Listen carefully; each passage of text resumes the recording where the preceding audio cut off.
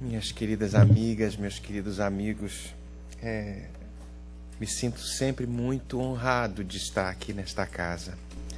Marisa é uma irmã muito querida e me dispensa uma atenção muito maior do que eu mereço. Aí as pessoas falam, ai, humildade, ou falsa humildade, seja lá o que for, mas é verdade, porque o carinho que ela dispensa a mim é algo comovente.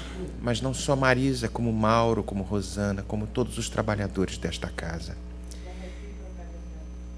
É um sentimento de fraternidade que eu talvez me reporte àqueles primeiros tempos, no ano 30, quando Jesus inicia as primeiras pregações.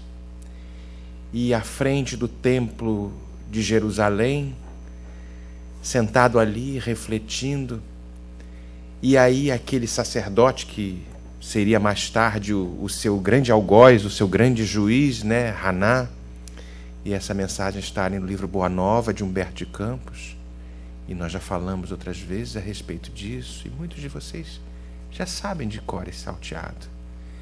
Mas é bom repetir para mim mesmo.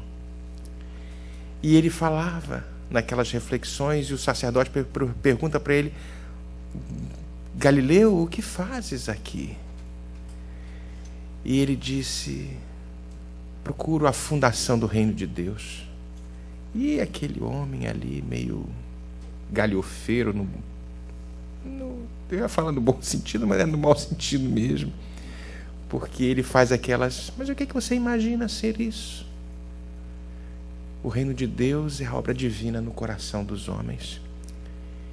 E aí o diálogo se dá, e aquele sacerdote não entende muito bem o que o Cristo queria falar, e as pregações se dão, e a aglomeração daqueles primeiros apóstolos, que eram discípulos inicialmente, daquelas primeiras pessoas, formando pequenos grupamentos, como estes aqui.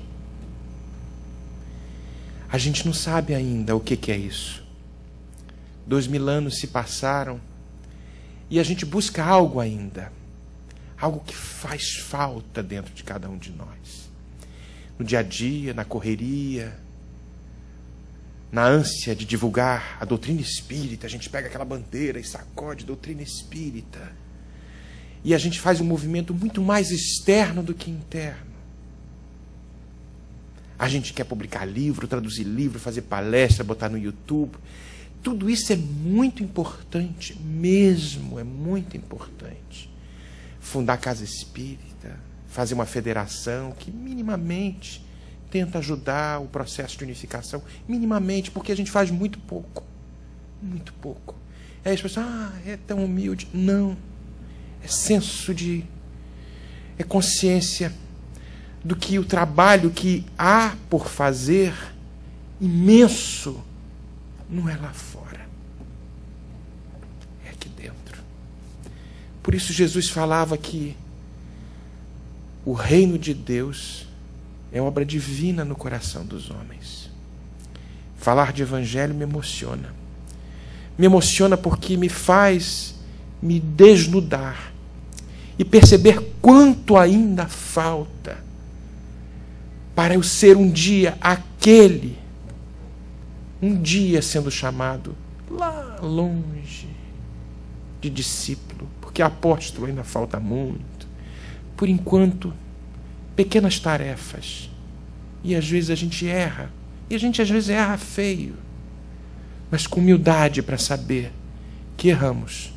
E volta de novo para os refolhos da alma. Inicia tudo de novo. Mas com um roteiro e uma bússola que são ainda inigualáveis. Não há nada igual. Nada igual. O Evangelho de Jesus. Logo na introdução do Evangelho, Allan Kardec, de forma muito sábia, nos traz isso. Porque ele disse que as falas do Cristo os Evangelhos de Jesus, poderiam ser divididas em 5 partes. E a gente sabe disso. Vocês têm aqui os estudos, né? As falas de Jesus, as predições, os milagres, as palavras que foram utilizadas para a formação dos dogmas da igreja. e o ensino moral. Esse ensino moral é que ainda custa tanto para entrar dentro da gente. Mas nós chegamos lá. Quem aqui é pai, quem aqui é mãe? Levante a mão. Nossa, quase todo. E a avó, né? E a avó. Como é que a gente ensina os nossos filhos logo no comecinho? Como é que são essas lições? A gente fala sobre o problema do ser, do destino, da dor. Logo no comecinho, primeiro ano de vida, segundo ano de vida, terceiro ano de vida, a gente fala que fé inabalável, aquela que resiste a todo tempo, a todas as épocas. A gente fala sobre isso? Ou a gente vai trazendo algumas lições bem simples, de acordo com a capacidade daqueles pequeninos de absorverem? Não é assim? Ninguém dá lição de moral numa criança de 2, 3 anos. A gente coloca limite, a gente estabelece, você só pode chegar até aqui. Mas por que, mãe? Mas por que, pai? Menino, até aqui. Aí ele vai rebelde, a gente rebelde, a gente ultrapassa um pouquinho o limite. Aí a gente quebra a cara, a gente se machuca, dói, chora. Acontece isso com a gente, não acontece? Não é assim com todo filho? Alguns são mais quietinhos, mas mesmo os mais quietinhos, às vezes ultrapassam um pouquinho o limite e cai naquele buraco. Aí vem chorando para a mãe, para o pai. Vem cá, meu filho, senta aqui, eu não te avisei, menino. Aí a gente vai amadurecendo. Um pouquinho mais. Chega prestes a entrar na adolescência. Um pouquinho mais a gente consegue compreender. Na adolescência ainda a rebeldia, aquele momento de se redescobrir. Que contexto? Logicamente que as encarnações começam a aflorar, as anteriores, aí a gente começa a se descobrir mais quem a gente era mesmo, e diante de uma nova realidade, um novo contexto que nos vai inserindo e nos vai moldando aqui e ali. E o tempo passa, e na maturidade a gente vai percebendo outras coisas, outros detalhes. E muitos de nós, só lá no finalzinho da vida, fazer uma brincadeira aqui, quase com o pé na cova, a gente descobre que o nosso pai, a nossa mãe, mesmo com a limitação que elas tinham, que eles tinham, nos amavam profundamente. E a gente passa a entender que as lições que eles nos traziam, que esta lei, que num determinado momento da nossa existência era passada de uma forma simples, depois alcançando o sentimento, para depois, através da maturidade, a gente se percebe. Quanto tempo perdi. Agora, trabalhadores da última hora, deveria ter começado lá na primeira hora. Mas na rebeldia, nós vamos aí, vida após dia, nos mistérios peregrinos, nos mistérios dos destinos, como diz o nosso querido baiano Castro Alves, no Parnaso de Além Túmulo, que nos mandam renascer várias vezes, porque da luz do Criador viemos, de Deus, e múltiplas vidas vivemos, para a mesma luz volver. Um dia, na destinação final. Não é diferente para a criatura humana. E através desta preparação tão fantástica que Jesus nos disponibilizou, nos organiza, porque está ali na obra o caminho da luz, de que ele foi o organizador disso tudo. No primeiro capítulo, logo no primeiro capítulo, na Gênese planetária. E aí a gente vai percebendo através da mediunidade fantástica, abençoada, de Chico Xavier, de que nas tradições do mundo espiritual existia uma comunidade de Cristos. E esta comunidade de espíritos puros e eleitos do Senhor Supremo do Universo, Jesus era um dos grandes coordenadores. Talvez o maior, mas isso não vem ao caso. Porque a gente quer sempre colocar alguém numa posição maior. E ele se fez menor. Porque no curso desta história, num determinado momento, ele falou, como está ali na obra, é preciso que eu venha. Mas por que é preciso que ele venha? Porque não há margem para erro. Era necessário que viesse um espírito crístico, puro, incapaz de errar. Porque todos nós aqui inseridos no contexto da reencarnação, por mais elevados que sejamos, ainda estamos sujeitos a um pequeno desvio. Mas ele não. Existem mensagens na Revista Espírita, se não me engano, fevereiro de 1958, eu posso estar enganado na data, de que os Espíritos nos trazem exatamente isso. Eu acho que é Lacordaire ou Lamennais, de que uma vez alcançado este patamar de espírito crístico, não há possibilidade de erro nem reencarnado, onde todos os nossos sentidos são mais limitados.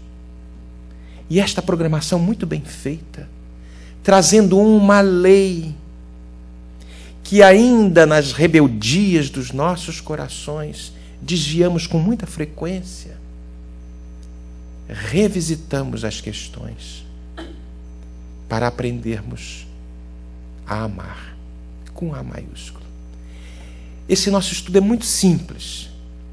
Marisa querida e Mauro querido nos trouxeram esta possibilidade, e eu confesso a vocês que eu extraí ali algumas passagenzinhas do Evangelho segundo o Espiritismo, exatamente desse capítulo. E aí eu vou colocá-las aqui para que a gente... A minha vontade está ali no meio, fazer uma roda, a gente conversar de igual para igual. Aqui eu estou muito importante nesse pedestal. Para ser sendo visto, exatamente, exatamente. Oh, então maravilha. Então vamos nos imaginar todos aqui, mas não comigo como figura central, eu como mais um, porque eu sou mais um. Não sou diferente de ninguém aqui, igualzinho. Marizinha trouxe aí 1000 títulos, 1000 coisas, não vale nada lá em cima, não vale nada. Palavra de honra.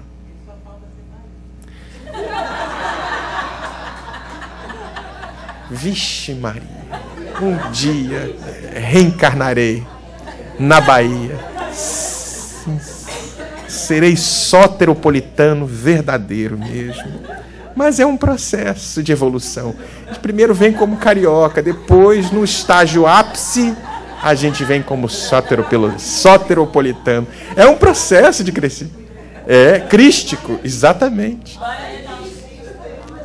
Aí a gente vai para nosso lar, em vez de ser o caldo reconfortante, são os acarajés reconfortantes. Não é verdade? É isso mesmo. Então, olha a balancinha aí. Esse slide foi o André que preparou. Eu falei assim, André, tira esse slide daí, porque o povo vai ficar vendo só a balança, ninguém vai prestar atenção em mim. Dá para hipnotizar, não dá? E eu falei da nossa trajetória, como criança, tendo que ter uma forma, um approach diferente para receber um determinado comando. Não faz isso, menino. Depois a gente cresce um pouquinho, já está mais habilitado a perceber determinadas nuances desta lei e alcança a maturidade. E é por isso que, nesta comparação muito simplória que a gente traz, eu traria aqui, nesse capítulo, que é o primeiro capítulo do Evangelho, as 3 revelações: Moisés, Cristo e o Espiritismo. Moisés teve um papel preponderante, importantíssimo, porque ele nos traz uma lei, ele traz o Decálogo, que ele recebe no Monte Sinai, que são os 10 mandamentos. Naturalmente, Moisés era um médium, como é que a gente diz lá? Arretado, né, pai? Exatamente. Era um médium danado mesmo. E recebe no Sinai aqueles 10 mandamentos. Esses 10 mandamentos nós temos aqui. Botei aqui lei mosaica. Na lei mosaica há 2 partes distintas: a lei de Deus, promulgada no Monte Sinai, e a lei civil ou disciplinar, decretada por Moisés. Uma invariável, a outra apropriada aos costumes e o caráter do povo, se modifica com o tempo. Ela se modifica com o tempo. O que significa isso? Nestas duas leis, numa no Decálogo, recebida de forma mediúnica, nós temos aí leis extremamente importantes, que são exatamente essas. Eu sei que o slide parece assim bem poluído, um monte de texto para ler, mas para quem não lembra, os 10 mandamentos: eu sou o Senhor, vosso Deus, que vos tirei do Egito, da casa da servidão. Não tereis diante de mim outros deuses estrangeiros. Não fareis imagem esculpida, nem figura alguma do que está em cima do céu, nem embaixo da terra, nem do que quer que seja nas águas sobre a terra. Não os adorareis e não lhes prestareis culto soberano. Logicamente que isto está adequado ao povo que ali estava inserido, com dificuldade de entender. Eram as crianças que nós falávamos no começo da nossa conversa. O que ele quer dizer com isso? O Deus único. A proposta do monoteísmo. Um só Criador, uma só força, que tem o amor como a força diretora de todo o universo. Olha ali, que está escrito ali em inglês. Este amor que a gente não entende. Mas naquele momento especificamente, Moisés trazia, e vai na segunda parte, na Torá, ou seja, na lei mosaica, que ele traz, e é de caráter humano, determinadas diretrizes para que a gente possa se ajustar às situações dentro de um contexto social. Mas dando sequência, não pronunciareis em vão o nome do Senhor, vosso Deus, trazendo a proposta de adoração a este Criador, um respeito sublime, supremo ao Pai maior, ao Criador de tudo, do céu e da terra. Lembrai-vos de santificar o dia do sábado, trazendo não o sábado como sendo o Senhor, lembrando a proposta do descanso, que o espírito também precisa ter o descanso, o ser humano precisa ter o descanso também. Então a lei do descanso também muito salutar e necessária.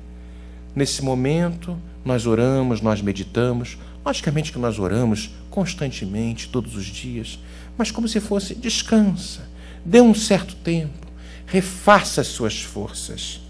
E as pessoas, depois de algum tempo, interpretaram esta lei de uma forma literal, tendo o sábado como um sábado sagrado, especialmente o povo hebraico, o povo hebreu, que fez o sábado sendo o senhor das pessoas. O sábado é feito para as pessoas, e não as pessoas são feitas para o sábado. Mas as interpretações são feitas de acordo com a capacidade nossa de entendimento naquele momento específico, de maturidade espiritual. Honrai a vosso pai e a vossa mãe, a fim de viverdes longo tempo na terra que o Senhor vosso Deus vos dará. O respeito aos pais. Honrar a pai e mãe. Não mateis ou não matarás. Não cometerás adultério. Não roubeis ou não roubarás. Não presteis testemunho falso contra o vosso próximo. Não desejais a mulher do vosso próximo, ou o marido, né? Não cobiceis a casa do vosso próximo, nem o seu servo, nem a sua serva, nem o seu boi, nem o seu asno, nem qualquer das coisas que lhe pertençam. Se nós fizermos uma leitura mais aprofundada destes 10 mandamentos e aplicarmos de uma forma mais consciente no nosso dia a dia, nós vamos perceber que mesmo ele sendo escrito desta forma, que parece assim muito dogmático, muito impositivo, nós vamos encontrar códigos de ética e de bem viver extremamente necessários para uma vida feliz. E é logicamente que nos impõe disciplina para conosco, de nos percebermos talvez desviando de determinada lei que vai ferir a alguém, e aí a gente volta para o momento de reflexão e tentar reencontrar-se novamente não ferindo estas propostas. Aí nós vamos chegar um pouquinho mais à frente, na segunda proposta, que é o Cristo. O Cristo vem com uma segunda revelação. Não penseis que eu tenha vindo destruir a lei ou os profetas. Não os vim destruir, mas cumpri-los. Porquanto, em verdade vos digo que o céu e a terra não passarão, sem que tudo o que se acha na lei esteja perfeitamente cumprido, enquanto reste um único J e um único ponto. Isso está em Mateus, como a gente está vendo aí no capítulo 5, versículo 17 a 18. Então Jesus não veio destruir a lei. Ele não veio complicar uma coisa que estava posta por Moisés. Moisés nos trouxe duas propostas de lei. A lei do Decálogo, os 10 mandamentos, e o Torá, que são 613 itens, se eu não estou enganado, trazendo leis específicas para a convivência nossa no dia a dia. Mas são leis, sem dúvidas, o Torá, muito rígidas, que nos impõem determinados limites para um povo ainda semi-selvagem. Então era preciso que aquela ideia fosse realmente incutida para aquelas crianças que a gente falou aqui, que éramos nós, naquele momento, não entendendo muito bem. Então era como se fosse o seguinte: menino, não vai para aí, senão eu vou te dar um sacode de poeira aí no popô, alguma coisa assim do gênero, entendeu? Logicamente que não é desta forma. A gente vai vendo como é que estas leis estão postas, a Torá, e vamos perceber que elas, quando Cristo vem, essas sim são modificadas, são adocicadas, não o Decálogo. O Decálogo permanece intacto, a outra sim. E ele, quando fala, eu não vim destruir a lei, as pessoas pensam, ele não veio destruir a lei. Existe uma lei de talião, por exemplo, olho por olho, dente por dente. Aí a gente fala, mas e aí a lei de talião? Como ela funciona? Sim, ela é uma lei que é muito rígida. Ela nos coloca na proposta de causa e efeito de uma forma sem considerar a misericórdia de acréscimo, o amor, porque Deus é amor, imensamente. Então a lei de talião, do olho por olho, dente por dente, que tem a ver com a lei de retaliação. Ou seja, eu fiz alguma coisa a alguém, eu vou sofrer a retaliação. Ou seja, na dimensão do que eu causei, eu recebo este impacto da mesma forma. Isso é lei de causa e efeito. Mas existem outros componentes, que são os componentes do amor, da misericórdia, de uma segunda chance, de uma terceira chance, de uma proposta de reformulação de valores íntimos, internos, que nos fazem ainda, neste redirecionamento de uma nova proposta de vida, se inserir em outros contextos de mais amorosidade, de mais perdão, de receber misericórdia, de sermos mais misericordiosos. Então Jesus não veio destruir a lei. A lei se faz cumprir para aqueles que ainda são endurecidos de coração. Aquele que ainda é endurecido de coração e fala com todas as letras, bateu, levou, esse sim vai precisar ainda sofrer as consequências da lei mosaica, da lei de retaliação, da lei de talião, para o seu espírito ainda endurecido ser dobrado. E aí ele vai perceber que existe uma força maior do que tudo, que é o amor, que nos convida a refazer esta caminhada, esta trajetória, a amar mais. Então, pelo endurecimento dos nossos corações, nós acabamos sendo inseridos no contexto da lei mosaica. E aí Jesus muito acertadamente fala, eu não vim destruir a lei mosaica está ali muito bem posta. Agora eu vim trazer a lei do amor. Qual delas vocês querem? Querem ficar com a proposta do olho por olho, dente por dente? Ou querem trazer o seguinte: sim, receberam o impacto do efeito que um dia, da causa que um dia vocês foram objeto, foram os que deflagraram, mas cabe a vocês, quando eu falo cabe a vocês, é como se fosse Jesus falando para aquele povo, a quebrar esse ciclo, não mais utilizando o olho por olho e o dente por dente, a perdoarem. Aí o povo, mas o Jesus é muito difícil perdoar, mas quebra esse ciclo. Gente, quebra esse ciclo. Por isso eu não vim destruir a lei lá de trás, mas eu vim te trazer uma outra proposta, um complemento de amor. Cabe a cada um de nós optar por este caminho. Qual das leis a gente quer? E nesse processo de aprimoramento, a gente vai redescobrindo que bem-aventurados os misericordiosos, porque estes receberão misericórdia. Aí numa proposta muito mais libertadora. E ela convence realmente. Não pelas palavras, mas pelo exemplo. Pelo exemplo que arrebata. Então Jesus não veio destruir a lei, isto é, a lei de Deus. Veio cumpri-la, isto é, desenvolvê-la, dar-lhe o verdadeiro sentido e adaptá-la ao grau de adiantamento dos homens. Por isso é que se nos depara nessa lei o princípio dos deveres para com Deus e para com o próximo, base da doutrina. Quanto às leis de Moisés, propriamente ditas, ele, ao contrário, as modificou profundamente, quer na substância, quer na forma, combatendo constantemente o abuso das práticas exteriores e as falsas interpretações. Por mais radical reforma, não podia fazê-las passar do que as reduzindo a esta única prescrição: amar a Deus acima de todas as coisas e ao próximo como a si mesmo. E acrescentando que ali estava toda a lei e todos os profetas. O que significa isso?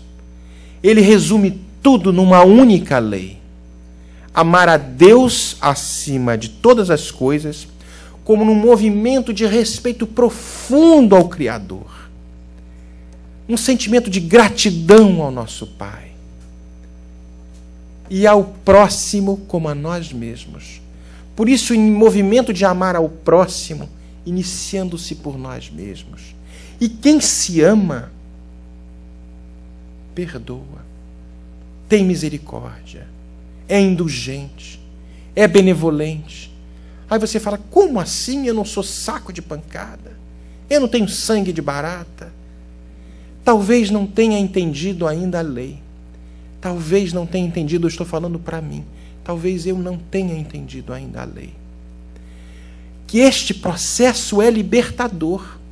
Aí nós iniciamos dentro de nós mesmos esse processo do perdão, do dar a outra face, e ninguém quer ser saco de pancada.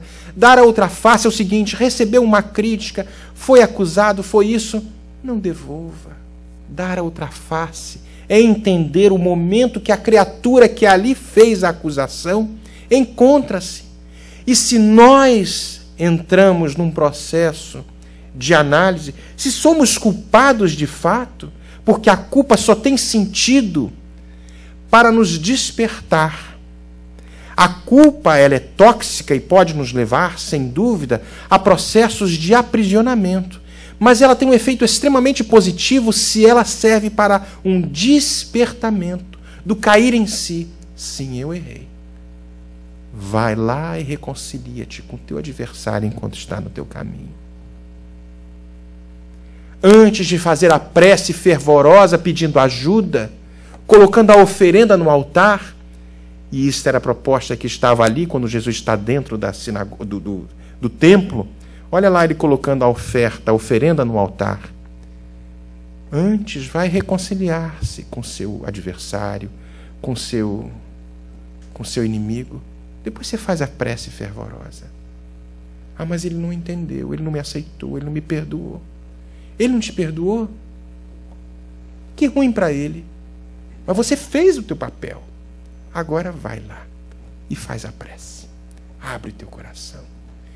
Me dá força, Senhor, para seguir nesse caminho de perdão. Me dá força, Senhor, para amar um pouco mais. Me dá força para me vencer. Porque a gente quer vencer todo mundo lá fora. A gente quer conquistar o mundo. Quer ter o melhor cargo, o melhor salário. Eu sou bonito, charmoso, cheiroso, seja lá o que for, em forma. A gente às vezes não se vence. E a gente entra nesses ciclos repetitivos, constantemente, sem nos darmos conta de que existe um universo, portas adentro, ainda inexplorado. É o conhece-te a ti mesmo, na identificação das nossas limitações. Até aqui eu não posso ir. Eu não posso me expor a essa situação, porque eu sei que eu vou cair. Eu não posso, de repente, frequentar tal lugar. Eu sei que eu vou errar de novo. Então você vai criando mecanismos de autoconhecimento, porque eu me amo. Porque eu vislumbro algo diferente para mim. Ah, mas eu quero me divertir, eu quero fazer isso tudo. Vamos nos divertir, vamos ser felizes, vamos na praia, vamos fazer tudo que a gente quer, mas com certa prudência em determinadas situações. Isto é se amar. Isto é se amar de forma consciente. Aí, neste processo de autodescobrimento, eu entendo no outro que ainda faz o mesmo movimento, ou ainda não se encontrou ainda fazendo o mesmo movimento, e eu percebo da fragilidade muito mais latente e pulsante do que uma aparente maldade. Aí eu amo ao próximo como eu amo a mim mesmo, reconhecendo que eu também tenho dificuldade de fazer esse movimento, que muitas vezes eu inicio este movimento e às vezes eu caio feio. E o que eu faço? Vamos cantar a música? Levanta, sacode a poeira, dá a volta por cima. Vou pedir desculpa de novo. Vou em frente. Esse é um processo de autodescobrimento. Jesus nos trazia isso. É a segunda revelação. E neste processo de autodescobrimento, no estágio de maturidade da criatura humana, nós vamos perceber o Espiritismo, que chega no momento certinho para a humanidade. É a ciência nova que vem revelar aos homens, por meio de provas irrecusáveis, a existência e a natureza do mundo espiritual e as suas relações com o mundo corpóreo. Ele nos mostra não mais como coisa sobrenatural, porém, ao contrário, como uma das forças vivas e sem cessar atuantes da natureza, como a fonte de uma imensidade de fenômenos até hoje incompreendidos e, por isso, relegados para o domínio do fantástico e do maravilhoso. Então, a gente vem aí fazendo uma síntese das três. A lei do Antigo Testamento teve Moisés em sua personificação. A do Novo Testamento tem o Cristo, nos trazendo o amar a Deus acima de tudo e ao próximo como a si mesmo, que eu diria que é o ponto de convergência das três revelações. E o Espiritismo como uma terceira revelação da lei de Deus, mas não tem a personificá-la nenhuma individualidade, porque é fruto do ensino dado não por um homem, mas sim pelos espíritos, que são as vozes do céu em todos os pontos da terra, com o concurso de uma multidão inumerável de intermediários. É, de certa maneira, um ser coletivo, formado pelo conjunto dos seres do mundo espiritual, cada um dos quais traz o tributo de suas luzes aos homens, para lhes tornar conhecido esse mundo e a sorte que os espera. Aí a gente pensa assim, meu Deus, mas se Jesus já trouxe a lei do amar ao próximo como a nós mesmos, a Deus acima de tudo, precisava mais de espiritismo? Mas precisa disso ainda? Muita gente fala isso. Já não era bom a gente parar ali e ficar daquele jeito? Estava tudo certo? Aí a gente faz uma retrospectiva na história do mundo. quanta barbaridade a gente fez em nome do Cristo. Matamos gente que não tem mais tamanho. Fizemos inquisição. Fomos aqueles que tem que seguir. Nossa, quase que eu cantei uma música aqui, mas depois eu canto para vocês. Tem que seguir, é isso tudo. Então a gente fazia uma proposta endurecida ainda pela rigidez dos nossos corações.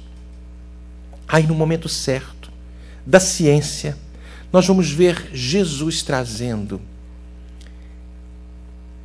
no mundo espiritual, comandando a equipe de espíritos que vieram.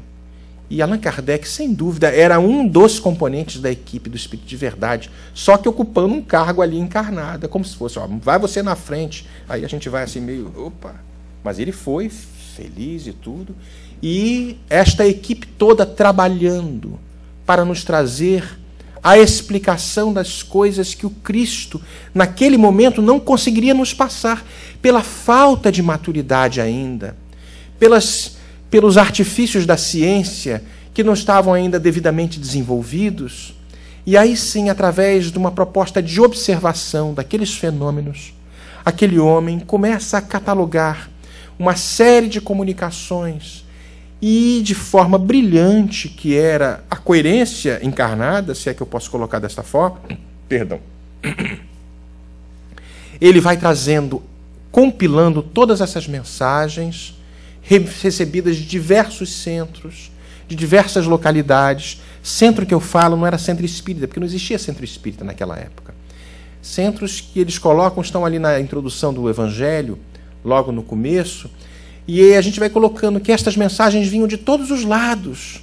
E ele, de forma muito coerente, compila tudo aquilo, organiza de uma forma cadenciada, muito bem ajustada, e apresenta à sociedade com as explicações inigualáveis, trazendo consistência à lei de amor, de amar ao próximo como a si mesmo. Então, nas diversas situações, a gente vai vendo, em toda a doutrina espírita, em toda a codificação kardeciana, sempre a temática principal, sempre o ponto culminante de cada leitura, nós identificamos o quê? O amor ao próximo como a si mesmo. Amar a Deus acima de todas as coisas. Então o Espiritismo também não veio destruir a lei. Ele veio dar cumprimento ao que Jesus tinha, ratificar o que Jesus trouxe. E na pergunta 627 do Livro dos Espíritos, Kardec faz a mesma pergunta também. Perdão. Uma vez que Jesus ensinou as verdadeiras leis de Deus, qual a utilidade do ensino que os Espíritos dão? Terão que nos ensinar mais alguma coisa? Jesus empregava a miúde, na sua linguagem, alegorias e parábolas, porque falava de conformidade com os tempos e os lugares. Faz-se mister agora que a verdade se torne inteligível para todo mundo. Muito necessária é que aquelas leis sejam explicadas e desenvolvidas. Tão poucos são os que a compreendem, e ainda menos os que as praticam, do amar ao próximo como a si mesmo. A nossa missão consiste, dos Espíritos, em abrir os olhos e os ouvidos a todos, confundindo os orgulhosos e desmascarando os hipócritas, os que vestem a capa da virtude e da religião, a fim de ocultarem suas torpezas. O ensino dos Espíritos tem que ser claro e sem equívocos, para que ninguém possa pretextar ignorância e para que todos o possam julgar e apreciar com razão. Estamos incumbidos de preparar o reino do bem que Jesus anunciou. Daí a necessidade de que a ninguém seja possível interpretar a lei de Deus ao sabor de suas paixões, nem falsear o sentido de uma lei toda de amor e de caridade. Então, assim como Cristo disse, eu não vim destruir a lei, porém cumpri-la, também o Espiritismo diz, não vem destruir a lei cristã, mas dar-lhe execução. Há uma proposta maravilhosa que nós ainda temos muita relutância em aceitar. Não há nada mais poderoso do que o amor.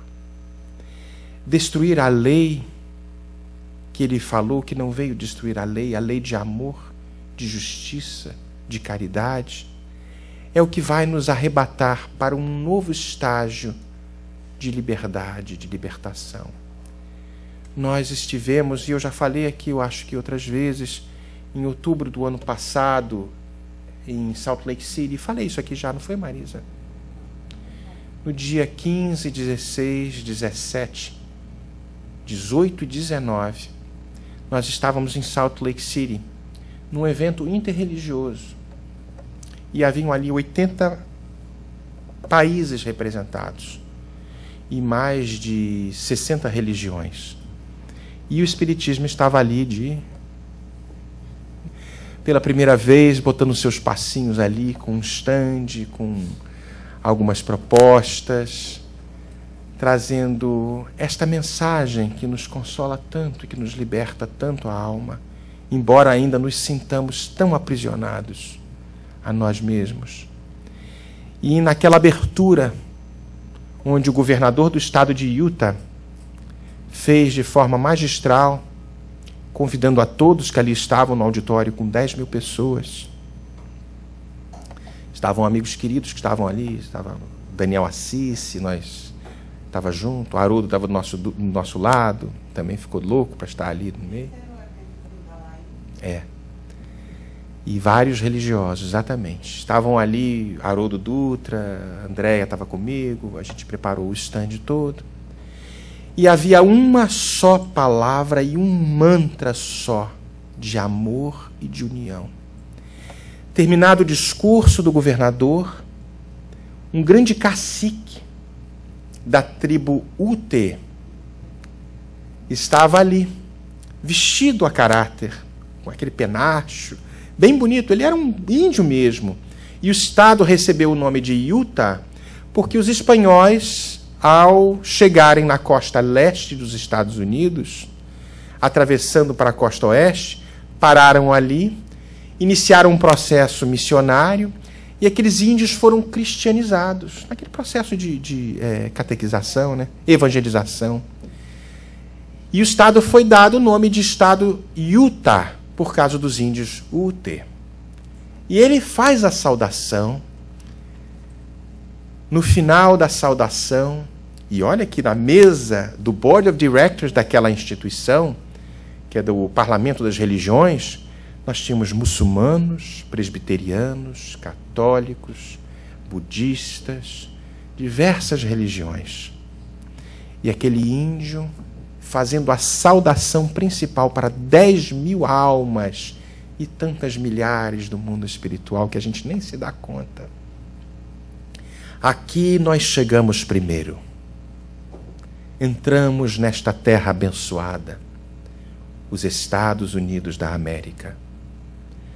Aqui nós criamos nossas famílias, construímos nossas casas, abraçando a bandeira da fraternidade, do amor incondicional.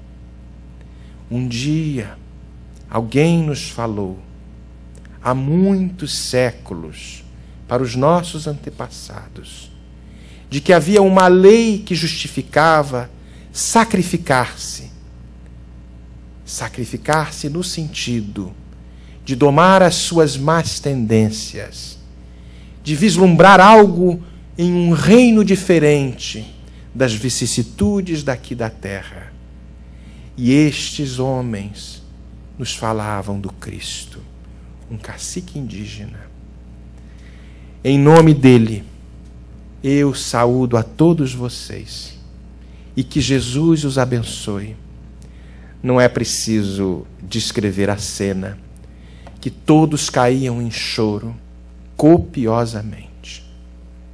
Copiosamente. Atrás de nós, alguns monges budistas choravam sem entender porquê. Alguns muçulmanos à direita choravam sem entender porquê.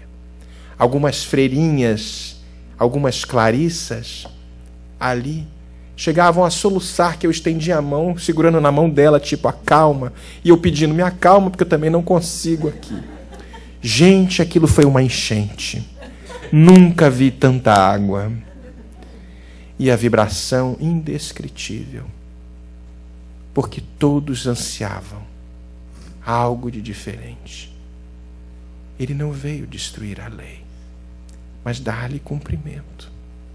Porque nós ainda não sabemos amar como Ele tem nos ensinado.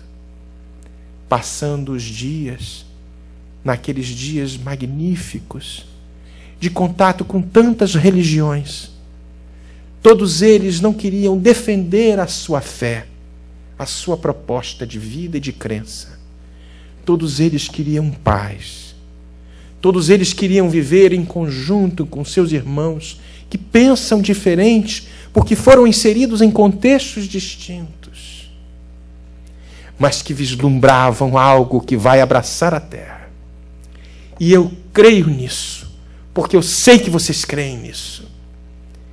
Nos mistérios peregrinos, dos mistérios dos destinos que vão nos mandar renascer mais uma vez e mais uma vez, para que a gente possa aprender verdadeiramente a perdoar, a tolerar, a amar, a crescer. Ele nos disse que o reino não era deste mundo, e na verdade não é. O reino de Deus é obra divina no coração de cada um de nós, que se estabelece e dita conforme a sua força de vontade. Sim, eu quero me libertar de mim mesmo. Eu quero ser feliz. Mas uma felicidade que o mundo não compra. Uma felicidade que o mundo não empresta. Uma felicidade que vai muito além da nossa capacidade de entender as vãs felicidades no dia a dia de cada um. Há esperança para cada um de nós. Jesus nos disse isso de forma magnânima. E eu queria pular alguns slidezinhos para que a gente possa fechar com uma poesia de Casimiro de Abreu, que está no Parnaso de Além Túmulo. Porque o Espiritismo vai nos ensinar a conviver com o outro que pensa diferente. Vai nos ensinar a tolerar um pouco mais, a ter mais compaixão, a ter mais humildade.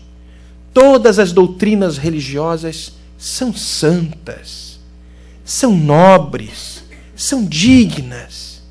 Mas o Espiritismo, também na sua nobreza, tem algumas ferramentazinhas que talvez as outras não tenham, que vão nos ensinar a ser o ponto de convergência, não porque nós somos melhores e superiores, porque nós já sabemos que não vai adiantar ficando dando voltas em círculos e refazendo de novo a trajetória deste processo de aprendizado.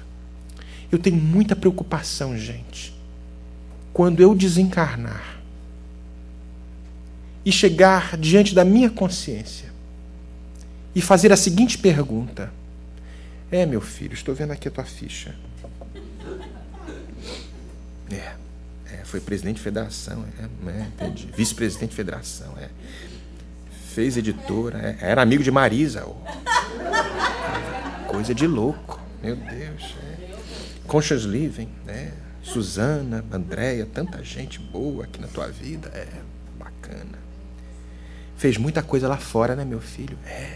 Aí a gente vai, enche o peito, O que você fez aqui dentro?